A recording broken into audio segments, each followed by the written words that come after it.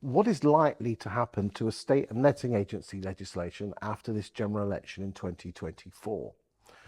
Today, I'm joined by David Smith, who is big in the game when it comes to letting and estate agency legislation, and on the circuit is considered one of the best, if not the best, lawyer around when it comes to this fantastic topic. Thanks for joining me today, David. We're filming this with 3 weeks to go before the general election, and hopefully we're going to get this out just before the general election. What is likely to happen to the legislation when it comes to the lettings and estate agency industry going forward? Talk to me.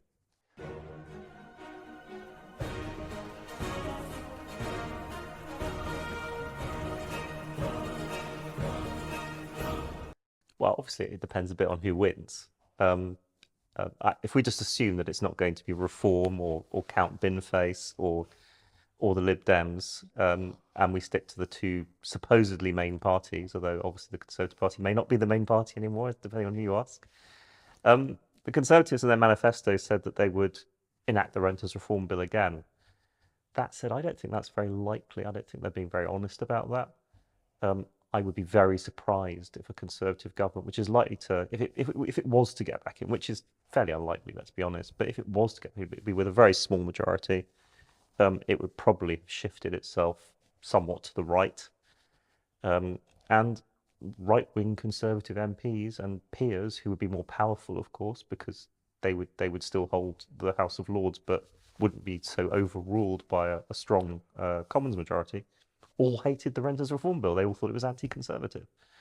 So I think that's a manifesto promise, and I would imagine if the Conservative Party was to get back in, things would stay much as they are now, with adjustment, but more focus on house building as a way out, rather than some kind of radical alteration to the private rented sector.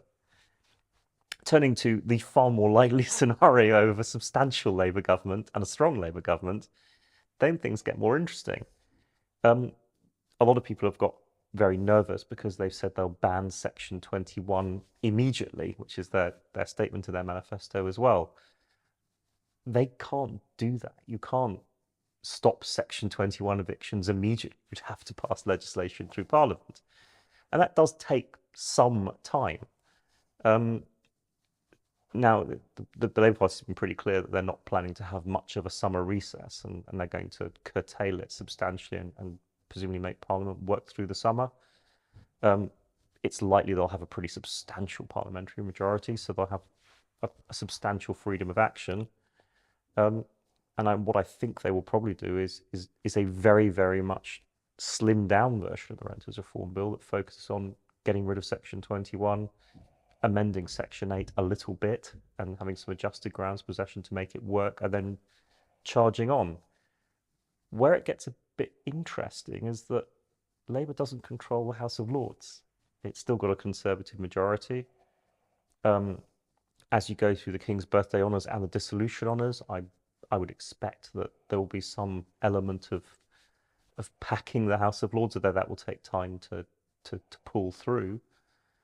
It's quite clear that what the Labour Party is hoping to do is to put this stuff into their manifesto, and then challenge the Lords to stall it on the basis that there is a convention. The Lords will not stop manifesto promises that the country has voted on, but they can delay them, and I fancy the Lords might be minded to delay bits of it a bit, or at least to have a push at trying to soften some of it. So I think the way that things are likely to play out is that there will be some attempt to get rid of Section 21, and then with lots of the other things in the Renters Reform Bill probably done at some point next year, when the sort of first sort of rush through doing things has happened. There seems to be a great desire among the Labour Party to really do a lot in its first 100 days. They're looking for quick wins and getting things done, so that they don't succumb to the sort of risk of there not being much happening. And obviously they don't want to lose the sort of slight sort of honeymoon period you tend to get as a new government. I know we're going to do a separate video on it, but you know, everyone has said if we're going to bolster up Section 8, we're going to need to sort out the courts. Yeah. And we're going to have a separate video about that. Yeah, I don't. I mean, obviously, under the previous renters reform bill, there was a block effectively in place that said, well, we will have a report on the courts before we get rid of this. That isn't going to happen. Labour might well make promises about the courts, but they won't be making the one contingent on the other. And I do wonder how much they'll actually do. If that's the case, do you think landlords should be more worried? And then therefore, by definition, letting agents? I mean, the number of Section 8 should be able to cope with all this, shouldn't it? Well, it Putting aside depends. I mean, on what grounds for possession you ultimately have linking up to Section 21. I don't think Labour will necessarily have the same menu as the Conservatives did. For example, I wouldn't be at all convinced that Labour will have a student ground for possession, as the Conservative Party was pressed to do. That wasn't in the original Renters Reform Bill. That was shoehorned in under substantial pressure. I'm not convinced that Labour will put in a student ground for possession. They don't have one in Wales, for example, where there is a majority Welsh government. NUS is generally against it, and they're quite powerful within the Labour machine. And they will probably tend towards the view that students shouldn't get a worse deal than anyone else. But surely that's going to potentially change the student rent market, isn't it? Sure, but I think the student rent market was going to be changed anyway. I mean, the problem you always had with this whole structure is that it's having a student ground wasn't really any better, and the reality was that in practice, of course, students were always able to stay, and you had to serve them Section 21. But what everyone kind of knew to be the truth is that if you give someone a fixed term contract, they probably leave at the end of the fixed term. Now, I think the majority of students will in fact leave at whatever point suits them in the summer, because why would they want to stay in a property paying rent? But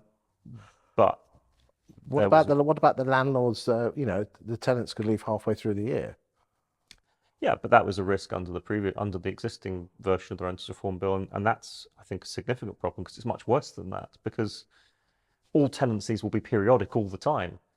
In a fixed term tenancy, if you have a group of 4 students, one of them can't just say, I hate them all, I'm leaving.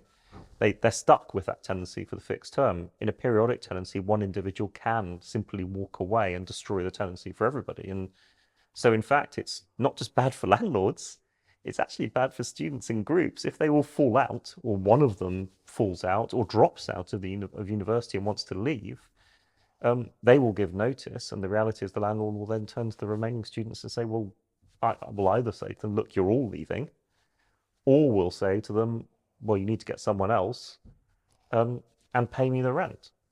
Or I suspect what will tend to happen is I think more student landlords are likely to move towards single room letting, with all of the other problems that entails. And groups of students will to some extent lose control over who they live with, because landlords will say, well, if one of you wants to leave, then fair enough, but I'll find someone else to replace them. They may not be a student, and it may be a bit more complicated, which of course has then knock-on council tax problems as well, because council tax liability alters in the property, and all kinds of other things start to change. These are unintended consequences, aren't they? Most legislation has unintended consequences. It's a normal facet of legislation. Surely there's got to be some ways that landlords could beat this potential. There's always a way. Well, potentially, yes, but it's not simple, and it's a little bit risky, in that it's always, all of this is just amending the Housing Act 88. There's not some magical new structure being created here. It's a fudging around with the existing structure. Unlike Wales, for example, which replaced the existing structure completely with a brand new structure. And I could see Labour maybe doing that over time, but not right now, because it takes too long. But if you manage to not grant a tenancy, or grant a tenancy outside the remit of the Housing Act 88, then you potentially take yourself outside the whole structure, and getting rid of Section 21 makes no never mind to you at all, because it never applied to you. So what would that be? Some kind of license, or? Well, there are 2 mechanisms I think are potentially possible. back when I was much younger, it was not uncommon in London to grant what were called premium leases, where you would grant a tenancy for a fixed sum of money payable in advance, and then a rent of £1 a year or a peppercorn.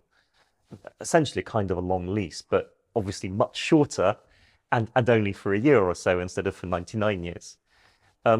Because the rent is only £1 a year, that sits below the minimum threshold for an assured short-hold tenancy or a Housing Act 88 tenancy. It fell outside and falls outside the system. And they were granted previously, historically, for tax purposes, because income tax didn't take into account the fixed payment. So if you're an employer, you could basically give your employees a tax-free benefit.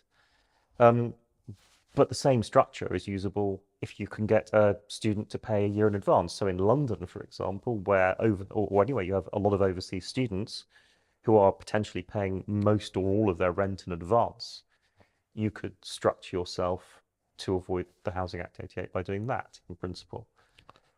In some cases, if you're going to clean actually every student's room, so if you're a larger student and you've got 5 or 6 properties, it probably works for you economically to simply up the rent, up the license fee a little bit, convert all your tenancies to licenses, and provide in-room cleaning. If you provide in-room cleaning, then again, it's not a tenancy anymore, so it steps outside the Housing Act 1988, and you become essentially like a hotel, because you're providing a service which undermines exclusive possession. And if you don't have exclusive possession, you can't have a tenancy. But it's not trivial, and it requires a certain amount of organisation. But it can and will be done. And do you think this is going to be driven by the forward-thinking letting agents, or should it be driven by organisations such as Property Mark and other things like that? I don't think organisations like Property Mark or similar are going to want to get themselves in a position where they're encouraging people to evade legislation. It will make it very difficult for them to campaign. I'm quite sure that groups of letting agents with large numbers of students, and there are plenty of letting agents who are all student, will be thinking about these kind of situations. And there are landlords who have significant student offerings who will think about this kind of stuff. And to some extent, this stuff goes on already, because a lot of student halls of residence have services and don't in fact offer tenancies. So it's not like the private rental sector is doing something completely out of the remit of something that goes on already. Yeah, but it's not illegal. You're just using the legal system to your advantage, which it's not illegal, but you can see that the NUS and other tenant groups are likely to think that it's a bit pushy. In the grey area. It's legal. Thank you for your time today, David. Very insightful.